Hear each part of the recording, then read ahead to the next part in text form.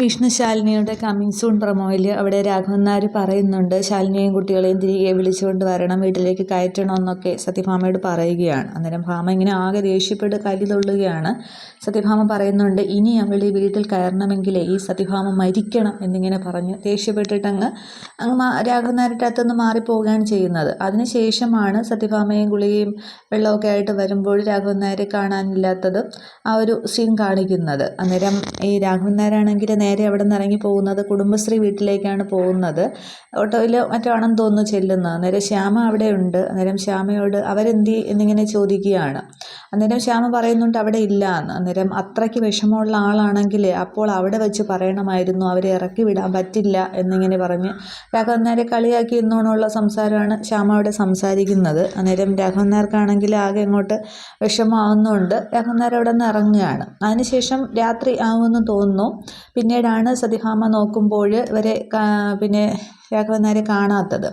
അതേസമയം അവിടെ ശിവനാണെങ്കിൽ പിന്നെ ശാലിനിയും കുട്ടികളെ കൂട്ടിക്കൊണ്ട് വീട്ടിലേക്ക് ചെല്ലുന്നുണ്ട്. അന്നേരം ആ ഒരു രാത്രി സമയമാണ് കാണിക്കുന്നത്.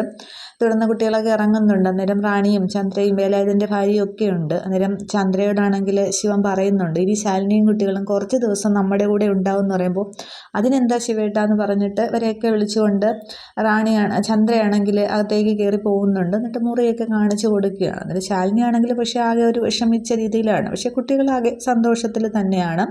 അതിനുശേഷമാണ് സത്യഭാമ ശിവന് ഫോൺ ചെയ്യുന്നത്, രാഘവേട്ടനെ എവിടെയും കാണാനില്ല, നമ്മൾ മൊത്തം എവിടെയൊക്കെ നോക്കി എന്നൊക്കെ പറഞ്ഞിട്ട്. അതിനുശേഷം ശിവൻ അന്വേഷിച്ച് പോകുന്നു എന്ന് തോന്നുന്നു രാഘവൻ നായരെ. സീൻ കാണിക്കുന്നത് ശിവനാണെങ്കിൽ രാഘവൻ നായരെ ബുള്ളറ്റിൽ കയറ്റിക്കൊണ്ട് തിരികെ സത്യഭാമയുടെ വീട്ടിലേക്ക് വരുന്ന ഒരു സീനാണ് കാണിക്കുന്നത്.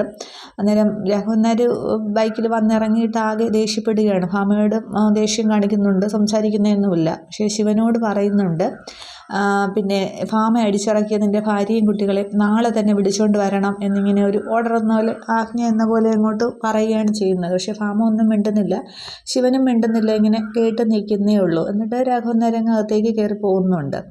ഇത്രയും. അതിനുശേഷം ശാലിനി എന്തോ ഫോൺ ചെയ്ത് എന്തോ ഒരു പ്രശ്നം എന്ന പോലെ സീരിയസ് ആയിട്ടുള്ള ഫോൺ സംഭാഷണവും കാണിക്കുന്നുണ്ട്.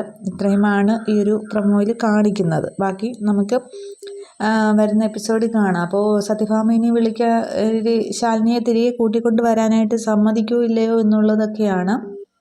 അതോ ഇനി രേഷ്മ വന്ന സത്യങ്ങൾ പറഞ്ഞതിന് ശേഷമേ അയക്കത്തുള്ളൂ എന്താണെന്ന്. അതായത് രാഘവൻ നായർ ഇറങ്ങി പോയപ്പോൾ ഇനി സമ്മതിക്കുമോ എന്നുള്ളതാണ്.